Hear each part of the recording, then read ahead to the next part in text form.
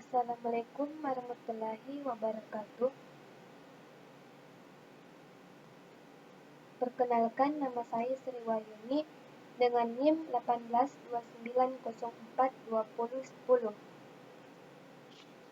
Pada pertemuan kali ini, kita akan membahas mengenai perangkat proses dan media penyimpanan data pada mata kuliah komunikasi data. Adapun kompetensi inti yang akan dicapai yaitu memahami, menerapkan, dan menganalisis pengetahuan faktual, konseptual, dan prosedural berdasarkan rasa ingin tahunya tentang ilmu pengetahuan, teknologi, seni, budaya, dan humaniora dalam wawasan kemanusiaan.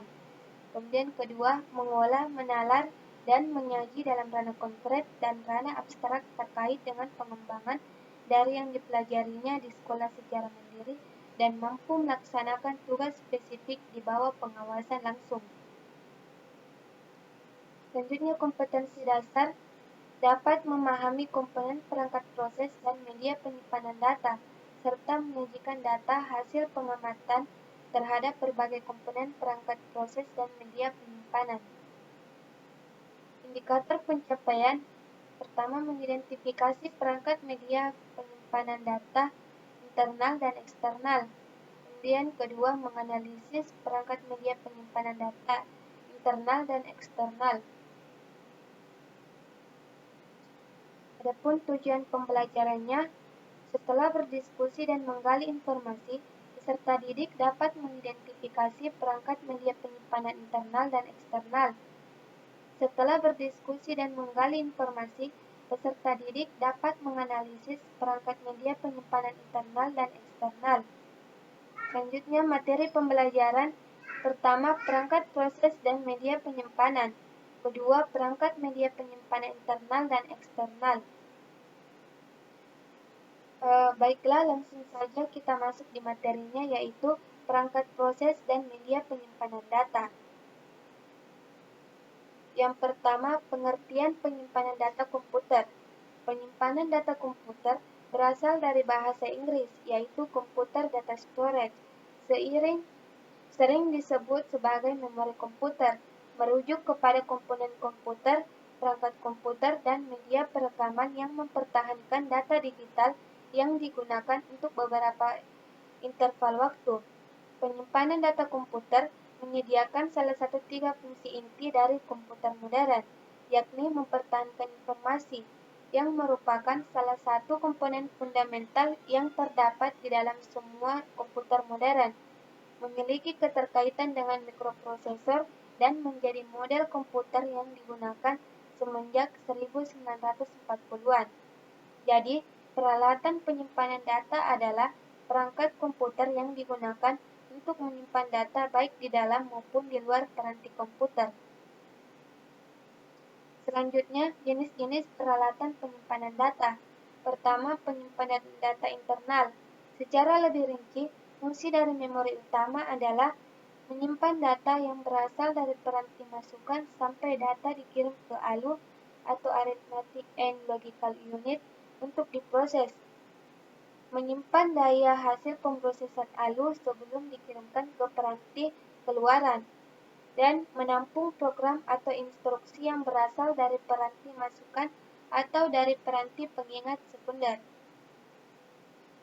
Memori dibedakan menjadi 2 macam, yaitu ROM dan RAM.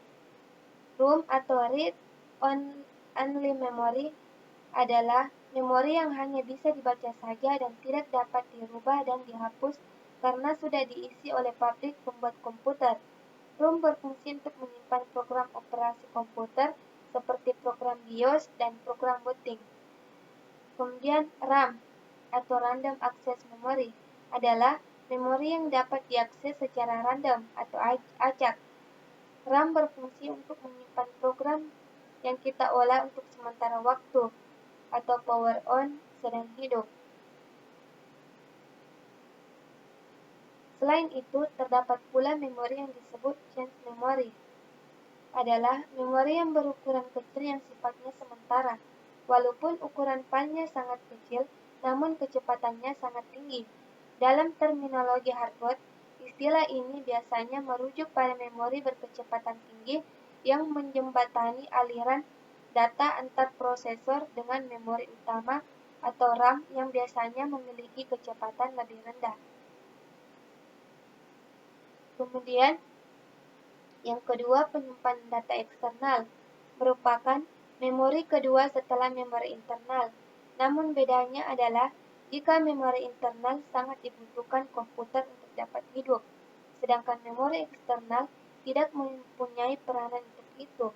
Memori eksternal lebih mengarah pada fungsi untuk menyimpan data-data seperti dokumen, video, dan gambar.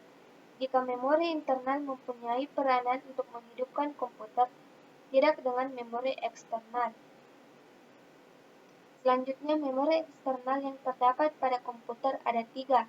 Pertama, hard disk merupakan media penyimpanan data luar atau external storage yang berfungsi menyimpan data atau program dalam kapasitas yang besar. Kedua, disket merupakan media penyimpanan eksternal dengan kapasitas kecil. Untuk menggunakan media ini diperlukan floppy disk drive. Seiring perkembangan teknologi, beragam media penyimpanan data bermunculan dengan menawarkan kapasitas lebih besar dan kemudahan penggunaan. Dengan demikian, disket perlahan mulai punah. Dan ketiga, flash disk merupakan media penyimpanan data dengan kapasitas penyimpanan cukup besar. Flash disk dihubung pada komputer melalui USB. Dibanding disket atau CD, flash disk akses datanya relatif lebih cepat, hampir sama dengan hard disk. Selanjutnya, cara merawat peralatan penyimpanan data internal dan penyimpanan data eksternal. Pada penyimpanan data internal, pertama periksa pemasangan RAM atau ROM, apakah sudah terletak pada slot atau tempatnya dengan posisi yang benar.